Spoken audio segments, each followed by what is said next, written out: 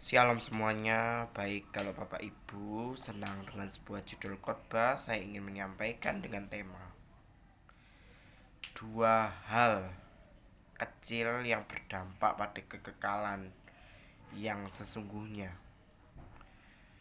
Dalam perjalanan hidup kita sebagai pengikut Kristus, seringkali kita tertuju pada hal-hal besar dan spektakuler. Namun kadang-kadang kita lupa bahwa kehidupan rohani juga harus kita penuhi dengan makna yang tersembunyi dalam hal-hal kecil.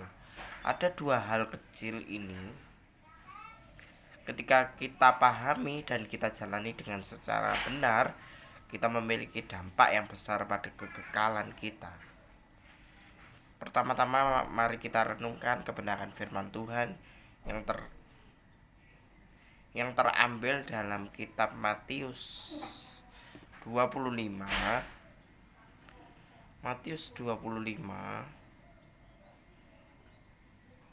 ayat 23. Tapi kita baca dulu di ayat 21-nya. Ayat 21, maka kata tuannya itu kepadanya, baik sekali perbuatanmu itu, hai hambaku yang baik dan setia. Engkau telah setia dalam perkara kecil, aku akan memberikan kepadamu suatu tanggung jawab dalam perkara yang besar. Masuklah dan turutlah dalam kebahagiaan Tuanmu. Lalu datanglah hamba yang menerima 2 talenta. Katanya, Tuhan, 2 talenta yang Tuhan percayakan kepadaku, lihat, aku telah beroleh laba 2 talenta. Jadi ini tentang perumpamaan. Ingat, ada yang dikasih 5 talenta, 2 dan 1 talenta. Yang 5 ini bersemangat, berjuang mati-matian untuk apa? Bisa mengeksplor banyak talenta dari 5 itu. Jadi dari 5, 2 itu berkembang. Talenta itu semakin berkembang. Tetapi yang 1 talenta ini gak mau. Jadi kita lanjutkan di ayat yang ke-23. Maka kata tuannya itu kepadanya, baik sekali perbuatanmu, hai hambaku yang baik dan setia. Engkau telah setia memikul tanggung jawab dalam perkara kecil, aku akan memberikan kepadamu tanggung jawab yang besar dalam perkara yang besar juga. Masuklah dan turutlah dalam kebahagiaan Tuhanmu. Nah, dari sini kita dapat belajar bahwa kita harus tetap setia melakukan kebenaran firman Tuhan dalam setiap aspek kehidupan kita, di mana Tuhan Yesus berfirman, baik dan setia, baik dan dari ayat yang kita baca tadi, di mana Tuhan Yesus berfirman bahwa kita harus menjadi hamba yang baik dan setia. Engkau telah setia dalam perkara kecil, sekarang Tuhan memberikan kepada kita perkara yang besar. Masuklah ke dalam sukacita Tuhanmu. Perhatikan kata-kata setia dalam perkara yang kecil. Hal-hal kecil seperti integritas dalam pekerjaan kita sehari-hari, kesetiaan dalam hubungan sesama, ketaatan dan hal-hal kecil yang mungkin kita lihat remeh, tapi sebenarnya itu memancarkan karakter rohani kita. Bagaimana kita mempunyai kehidupan yang bisa menjadi dampak yang baik, lalu menjadi garam dan terang bagi dunia ini. Sebenarnya mencerminkan karakter rohani ketika kita setia dalam hal-hal kecil, seperti yang dikatakan Matius 25, 21, 22, 23 itu mengajarkan kita tentang talenta. 2 hal ini yang berdampak pada kekekalan yang sesungguhnya adalah pertama, mengucap syukurlah dalam segala hal. Terus yang kedua adalah selalu berdoa. Dan yang ketiga, intimacy with God itu terjadi dalam kehidupan kita. Ketika kita setia dalam hal-hal kecil, Tuhan itu percaya kepada kita bahwa kita dapat dipercayai dalam hal-hal yang lebih besar. Inilah fondasi utama kita untuk kekekalan. Yang kedua, kita melihat pesan dari Rasul Paulus kepada jemaat di Korintus dalam 2 Korintus 4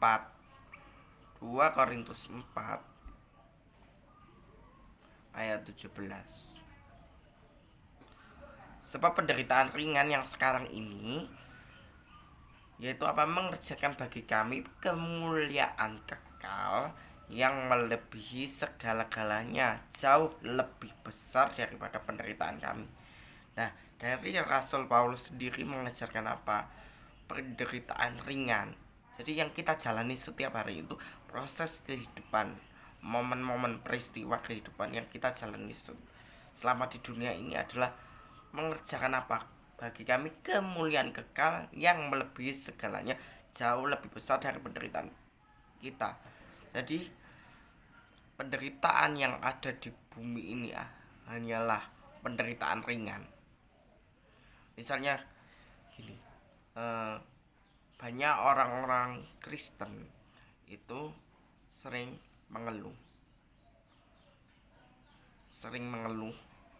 cuman dia tidak melihat dari perspektifnya.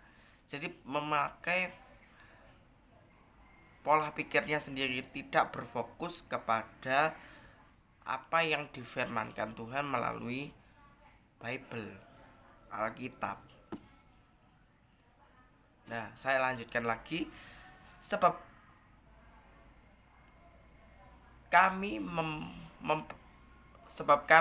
tidak memperhatikan yang kelihatan, melainkan yang tak kelihatan. Karena yang kelihatan bersifat sementara, sedangkan yang tak kelihatan bersifat kekal. Dari Rasul Paulus ini kita dapat belajar bahwa penderitaan yang kita jalani dalam dunia ini adalah sifatnya sementara dan penderitaan ringan.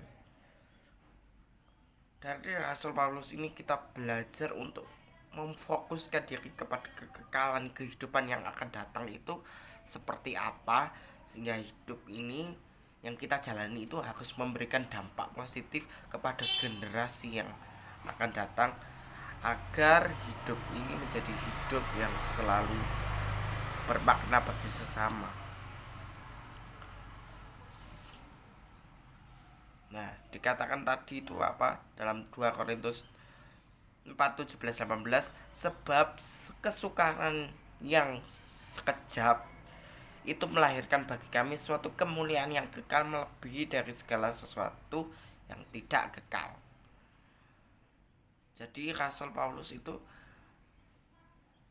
ya nggak apa-apa kita jalani, tapi itu sifatnya sementara. Penderitaan ringan di bumi itu sementara, tapi kita mempunyai fokus, perspektif, mindset yang benar bahwa kita harus memandang kehidupan yang akan datang, yaitu hidup bersama dengan Tuhan. Kadang-kadang kita merasa terbebani oleh kesukaran dan cobaan dalam hidup ini. Namun Rasul Paulus mengajarkan kepada kita bahwa kesukaran yang sekejap itu membawa suatu kemuliaan kekal, mungkin dalam hal-hal kecil seperti kesabaran, kesulitan, ketekunan dalam doa, dan kepercayaan dalam situasi sulit.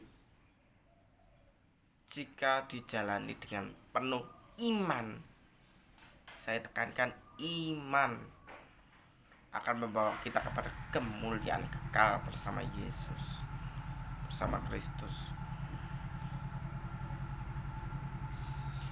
Bapak, Ibu, Saudara sekalian, mari kita bersatu dalam kesadaran bahwa setiap tindakan kecil itu membawa kita kepada dampak kekekalan yang sesungguhnya. Marilah kita hidup dengan setia dalam hal-hal kecil, dan percayalah bahwa Tuhan yang akan memimpin kita melalui setiap kesukaran menuju kemuliaan yang kekal bersamanya. Ada 3 poin dari tema ini. Poin yang pertama, tetaplah setia. Poin yang kedua adalah kamu harus tekun di dalam doa. Yang ketiga, mengucap syukur. Keempat adalah intimacy with God, itu menjadi fondasi utama kita dalam setiap aspek kehidupan kita yang kita jalani, setiap proses kehidupan yang kita jalani, sehingga hidup ini dalam setahun yang kita jalani itu dapat menjadi dampak, meskipun dampak itu kecil, tapi berdampak besar di kekekalan. Ya Pak, gimana sih caranya? Caranya adalah nggak apa, kita umpamanya kayak saya sharing terus. Itu gimana caranya orang bisa memahami kebenaran firman Tuhan dengan benar? Itu sesuai dengan konteks kebenaran firman Tuhan, dimana bisa membuka pikirannya agar bisa kembali bertobat. Saya juga terus belajar kok, saudara, gimana untuk selalu hidup benar di mata Tuhan. Itu ya, dari Rasul Paulus sendiri mengajarkan kita bahwa kita harus tetap setia dalam segala hal. Dari hal itu dapat memunculkan kemuliaan kekal. Kita harus merubah setiap mindset kehidupan kita dan berfokuslah kepada kehidupan yang akan datang, hidup bersama Tuhan untuk selamanya. Tapi sebelum hidup bersama Tuhan itu pasti berjanji, dan firman-Nya itu pasti akan digenapi pada waktunya Tuhan, kairosnya Tuhan dalam setiap aspek kehidupan kita.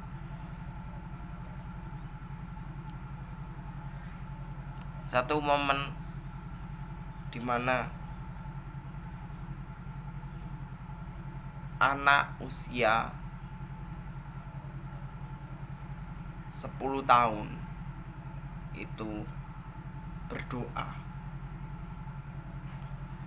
10 tahun itu anak umur 10 tahun itu berdoa minta mobil mainan kecil.